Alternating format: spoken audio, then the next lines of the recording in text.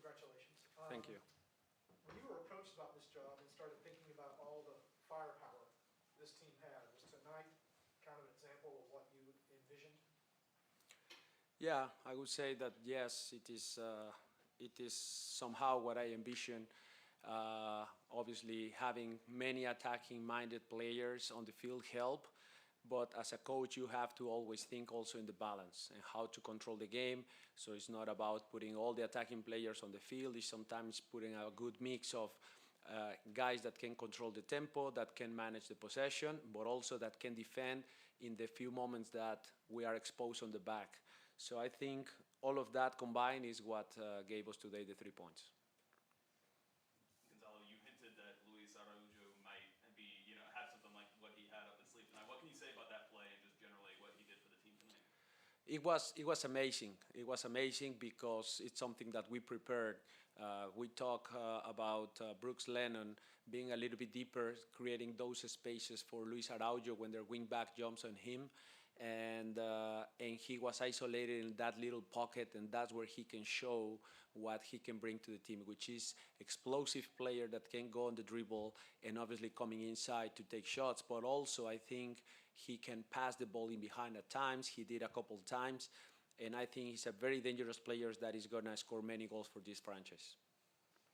Gonzalo, I think a lot of people are trying to pinpoint exactly why Sergio Barco has suddenly been able to continue putting out consistent results. He scores tonight, gets an assist. I know you haven't been around him long, but what has stood out to you about Sergio's performance so far, and why do you think he's suddenly finding consistent ways to contribute?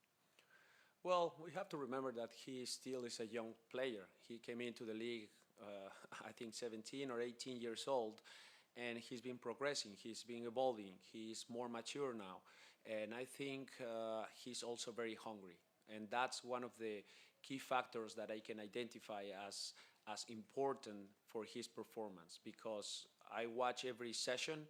He kills himself on the field, and sometimes I'm a little bit concerned, managing his load because he's playing many games, and he goes and perform in every training session the same way that you just saw, scoring goals, counter pressing, running in behind, creating chances for his team, and that's what amazed me about Barco. He's very hungry.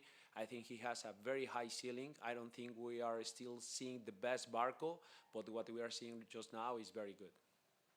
Have you ever had a teammate or seen a center back with 3 assists in a game? It was a team record tonight.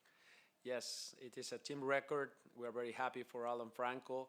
I don't remember anything like that, but very happy for him. Obviously, I mean, having 3 assists in the game, is something important for the team. But the most important part about my center backs is how they defend with a lot of space in their backs. And that, for me, was the best part of Alan Franco, how he deals with 1v1 situations, and he just regains the ball with the right angle, the right tackle, the right anticipation, and he leads the other 2. And that's the type of center back that I want for the team, someone with leadership, with a lot of spirit, with a lot of experience, and can hold in that position as he did. The team has scored, I think, 4 goals from set pieces now in the past 2 games. How much time do y'all spend on those, or is this just kind of odds evening out because the team really had trouble scoring on set pieces for a long time? Well, I don't spend any time on that. It's my assistants. My assistants are the ones spend a lot of time.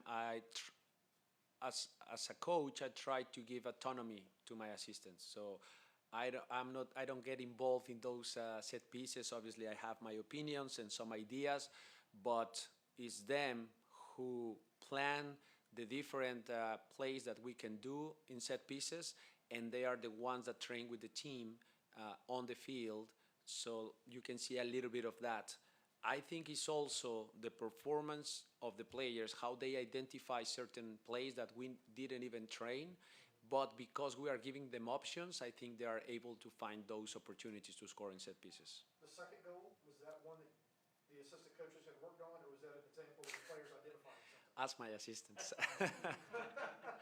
No, it's one that we work. We work in different type of set pieces.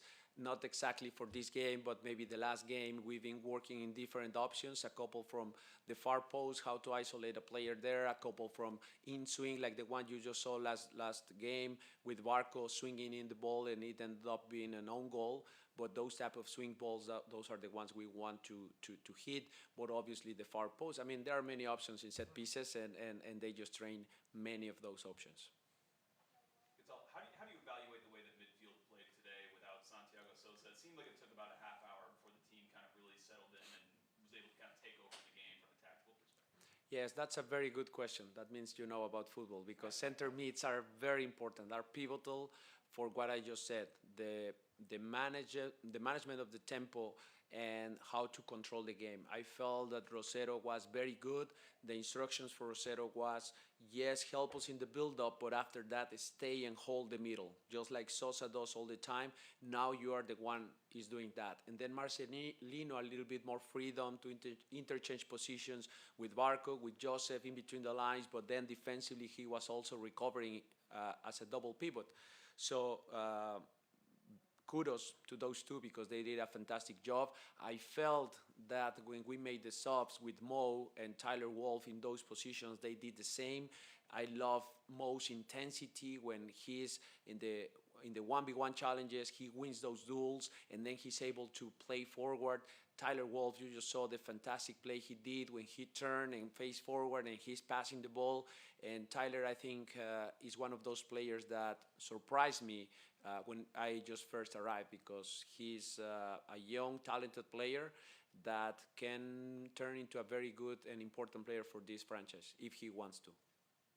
Coach, Joseph made his 100th appearance tonight. What does it mean to your franchise to have a player who can give you that kind of longevity and also score a couple goals? Well, not just a couple, but 98 across all the competitions.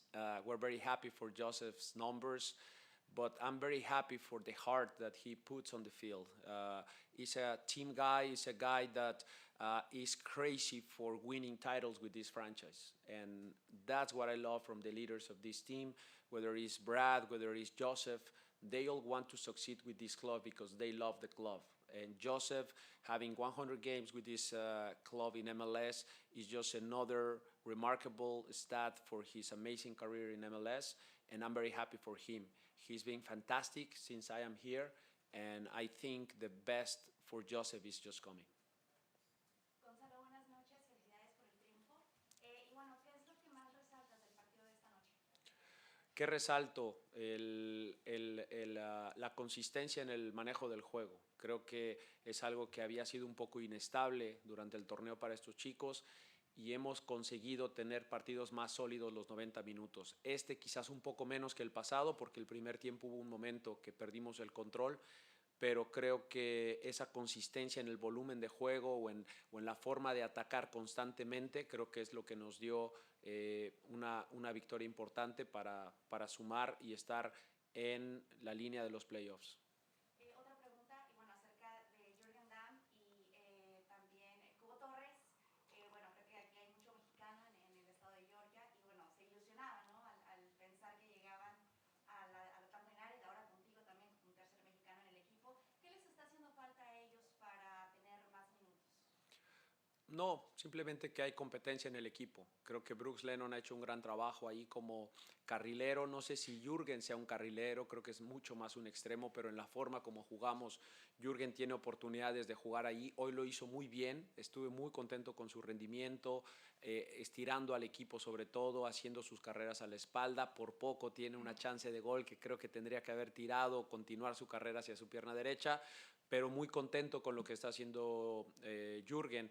Y después el Cubo, que es un 9 más de área, que nosotros ocupamos mucho más, un 9 móvil, pero cuando le he pedido al Cubo entrar los últimos minutos, entra con una gran decisión y con una gran determinación, y veo el brillo en sus ojos y me dice que está hambriento y que quiere tener minutos, y así sea un minuto se va a partir el alma dentro, y eso es lo que aprecio de todos los jugadores. Digo, hablo de ellos porque son mexicanos y está haciendo la pregunta ahí, pero para mí todos son mis jugadores, sean mexicanos, argentinos, venezolanos, paraguayos, americanos, todos son mis jugadores y a todos los manejo de la misma manera. Gonzalo, felicidades. Gracias. Otra victoria más. Hoy vimos un equipo explosivo,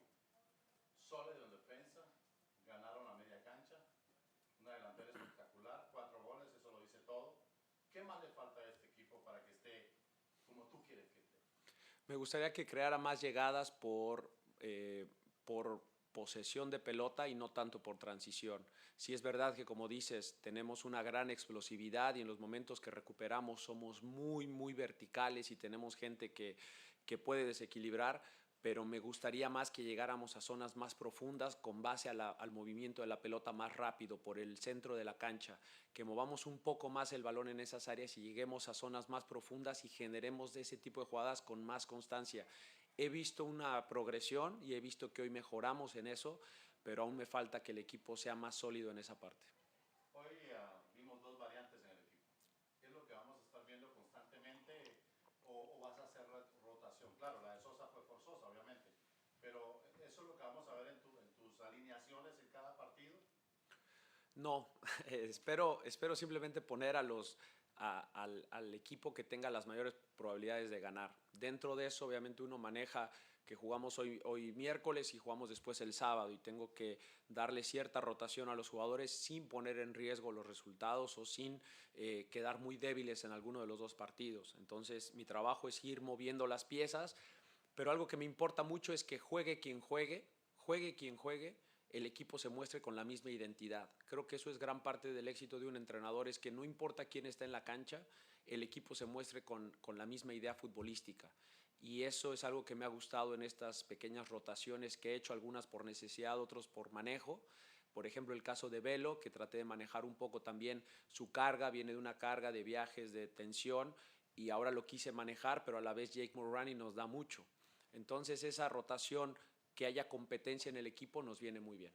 Yeah, if I could go back to tying something you said tonight about Araujo and Lennon with last week talking about moves and counter moves and trying to cause hesitation.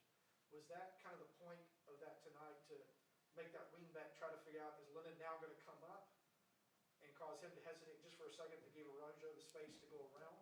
Is that how those two ideas go together? Yeah, well, I have to say also that the back five from Cincinnati caused us problems. I have to give them credit. I think they studied our team, and they did a good job at closing down a couple movements that we created over the week.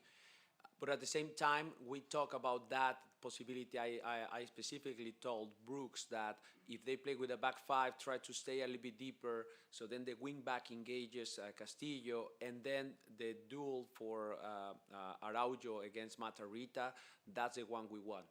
And the same on the other side, we try to plan the same with Jake Mulroney and then maybe Barco or Joseph against their center back.